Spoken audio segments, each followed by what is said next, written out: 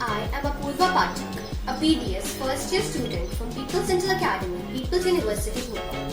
And today, I bring to you the next video on a collection of videos on dental anatomy. This is the first part of our set 2.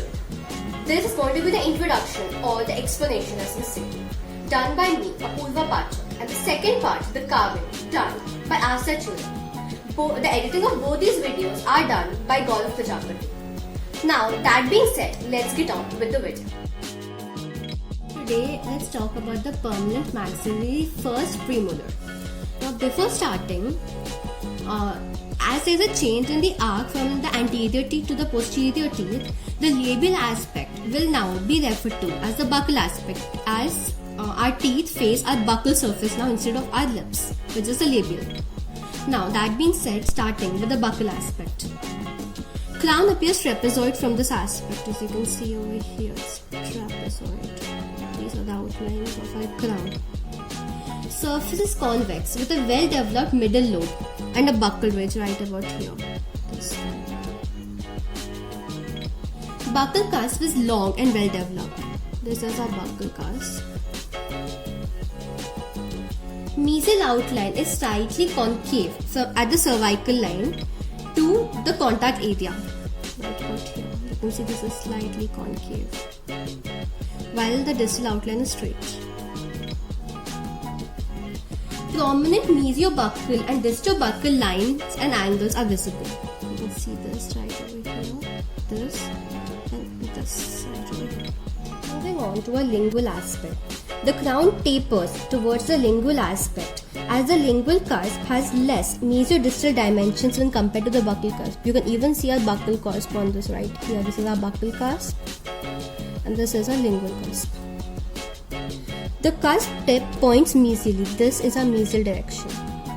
So it points mesially, as you can see. Being smaller, it is possible to see parts of both mesial and distal surfaces of the crown and root from this aspect, depending on the position of our tooth and the line of vision. As you can see, a part of our distal aspect is visible, part of mesial aspect is visible.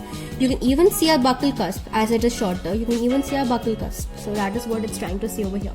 Moving on to the mesial aspect. It has a roughly trapezoid outline.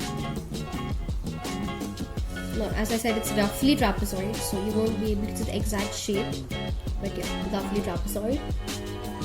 Cusps are well defined of the root trunk. It has 2 roots in total. Outlines are clearly visible from this aspect, as you can see. This is our first root trunk, this is our second root trunk. Now, the distinguishing feature of the mesial aspect is that immediately cervical to the mesial contact area, it has a depression which is known as the mesial depression. This is our developmental depression right here. And right above it, we have a developmental groove right here. Now these are in continuation with each other. So we move on from our groove to our developmental depression right about here. The root trunk is long and makes up about half of our root length. Now this is our total root length. This is our total root length, and as you can see, this makes up more than half of it as our cervical line over here. Bifurcation begins at a more occlusal point mesially than distally. So over here, and we'll have a look at it when we discuss our distal aspect, that the bifurcation starts at a slightly lower point on our distal aspect. The cervical line may or may not be regular. In this tooth, it is a little irregular, as you can see right over here. To the distal aspect. Now, on this aspect, we don't see any grooves or developmental depressions whatsoever. Like they were visible on the mesial aspect, there are none visible on this aspect. Bifurcation of the root is abrupt near the cervical apical third. Near the apical third. And the curvature of the cervical line is less when compared to the mesial aspect, often showing a straight line across the surfaces from the buccal to the lingual. Right over here, you can see the cervical line here. Let's discuss the occlusal aspect. Now, again, now we call this the occlusal aspect instead of the incisal aspect.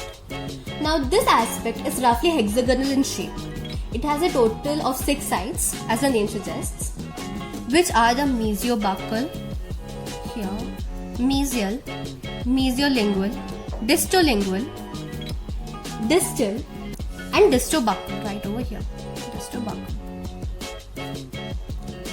It is circumscribed by cusps and marginal ridges, as you can see here. Enough cusps and marginal ridges. This is our lingual cusp, our buccal cusp, enough ridges over here. Angle formed by the convergence of distobuccal and marginal ridges are 90 degrees over here.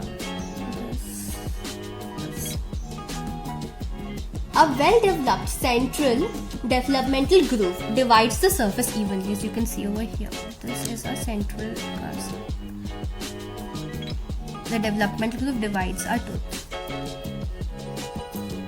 Now this brings us to the end of our video. I hope this helped you gain a better understanding of the topic. Again, thanks for watching.